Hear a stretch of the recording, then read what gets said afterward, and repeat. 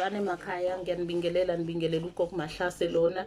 Ngithi ake ngibuye namhlanje ngibambe leli phupho leli lotshwala. Kakhulukazi ngoba kukhona abantu abalokhe bebuza kuma-comment section ukuthi kusho ukuthini ukuziphupha udakiwe. Ngizovele ngiqale emaphansi ngikhulume ngotshwala.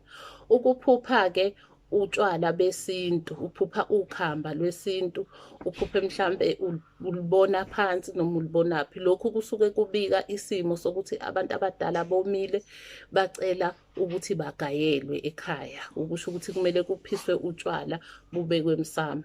Kufana nokuphupha utshwala besintu buchitheka, mhlawumbe ukhamba luwa luchitheka. Lokhu kusuke kubika sona futhi isimo sokuthi abantu abadala bacela ukuthi kuke kugaywe ekhaya bomiwe.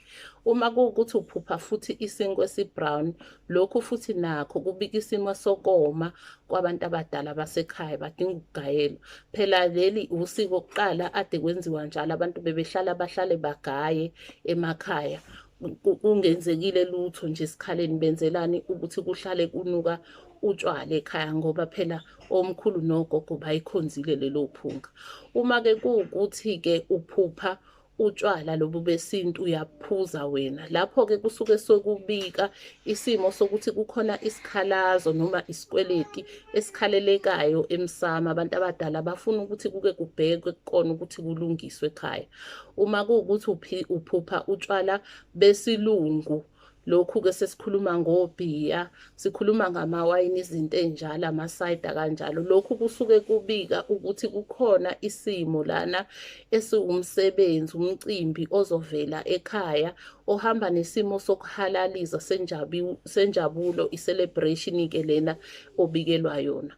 Uma kuwukuthi uphupha kuwukuthi ubona umuntu omaziyo edakiwe, lokhu kusuke kubika ukuthi kukhona isimo sengcindezi noma kuzoba khona isimo sengcindezi nobunzima azobhekana nabo empilweni yakhe, okuzohamba nesimo sokuthi kugqilazeke ingqondo, kufike lapho khona edideka khona ngokwesimo sengqondo, mhlambe agcine eba nengcindezi, kube ngazuthi uphithana ikhanda.